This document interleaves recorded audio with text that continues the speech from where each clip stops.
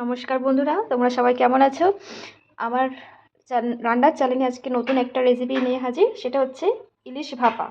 এই প্রথমবার হচ্ছে চ্যানেলে মাছের কোনো আইটেম হবে, তো সবটাই তোমাদের সাথে শেয়ার করব। দেখা যাক কি হয়। দেখো, মাছটাকে এইভাবে আঁশগুলো ছাড়িয়ে আর কেটে নিচ্ছে সাইজ। তো এইভাবে কেটে পিস করে নেওয়া হচ্ছে।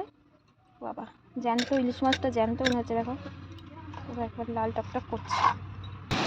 জল দিয়ে ভালো করে পরিষ্কার করে দিয়ে পরিষ্কার করে রাখা আছে। এবারে পেস্ট তৈরি করতে হবে। সর্ষে নিয়ে নিয়েছি, নিয়ে এগুলোকে পেস্ট বানিয়ে নেব। ইলিশ ভাবার জন্য আর একটা পেস্ট তৈরি করে নিতে হবে। তার জন্য দিচ্ছি পোস্ত, আর দিচ্ছি সাদা তিল, আর দিচ্ছি চীনা বাদাম। তো সর্ষেটা পেস্ট করার জন্য মিক্সিতে দিয়ে দিয়েছি। এবারে ওটা পেস্ট করে নেব।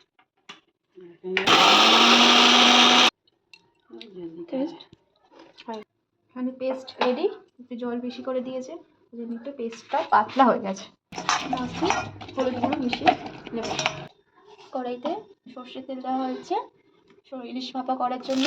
আর দেওয়া হচ্ছে কাঁচা লঙ্কা, তার সাথে কালো জিরে। পেস্ট করে রাখা যেটা, সেটাও এই তেলের ওপর দিয়ে দেওয়া হচ্ছে। তো দেখো, একটা পেস্ট বানানো হয়েছিল, সেটা দিয়ে গরম তেলে দিয়ে দেওয়া। তো দেখো, পোস্ত সর্ষের পেস্ট দিয়েছে, সেটা ফুটে উঠেছে। এবারে মাছগুলো হলুদ দিয়ে মেখে রাখা মাছগুলো ওর মধ্যে একটা একটা করে দিয়ে দেব। সবগুলো ওর মধ্যে দিয়ে দিচ্ছে। এবারে এটা ফুটে ফুটে সেদ্ধ হলে তারপরে নামিয়ে নিতে। তো দেখো, ইলিশ ভাপাটা প্রায় হয়ে এসছে। লাস্টে একটু কাজু বাদাম বাটা পেস্ট করা আছে, সেটা এর মধ্যে দেবো। আর কাঁচা সর্ষের তেল দিয়ে এটাকে নামিয়ে নিলেই রেডি ইলিশ ভাপা।